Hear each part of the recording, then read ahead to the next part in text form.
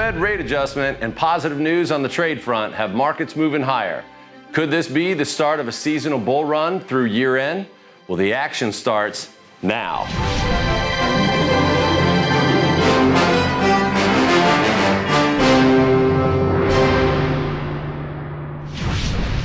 Stocks were up in October as investors liked what they heard about interest rates, trade, and earnings. The S&P 500's 2% gain allowed the index to close at a record high on October 30th. However, that was topped by NASDAQ Composite, which rose 3.7%, and the Dow Jones Industrial Average improved just 0.5%. The Federal Reserve lowered the benchmark interest rate by 1/4 point. It is now in a range of 1.5% to 1.75%. Fed Chair Jerome Powell said that the central bank believes the current stance of monetary policy is likely to remain appropriate. On October 11th, President Trump announced that the U.S. and China were close to approving Phase 1 of a new trade pact. President Trump and Chinese President Xi plan to sign it sometime this month. Earnings season was about 70% done when October ended. Through November 1st, 76% of S&P 500 companies had beaten earnings estimates. 61% had beaten sales estimates. Job creation topped forecasts last month.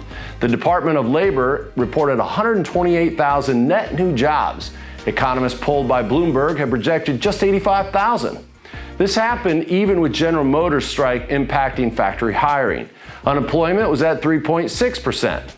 So, for the month of November, I have widened my focus by adding international equities back in with domestic equities. However, I still maintain a small cash position in my models as I am just cautiously optimistic right now. Within domestic equities, I will continue to focus on large cap growth, mid cap growth, and small cap growth, specifically though in the technology, industrial, and utility sectors. As for the international equities, well, they just passed the litmus test the other day for me. So, for right now, I'm only focused on the European emerging markets and Asia Pacific emerging markets. As a reminder, nothing I shared with you today is a recommendation. My interests may change throughout the month as I continue to monitor economic and geopolitical conditions, the Fed's moves, and trade talks. Regardless of what happens next, investors like you need to have a simple and yet solid financial plan that reduces your risks, costs, and taxes while securing the necessary income you need to maintain your lifestyle throughout retirement.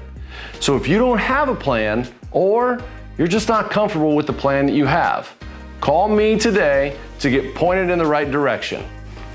I'm Chad Coons, and that puts a wrap on the November 2019 Market Action Report. Thanks for joining me.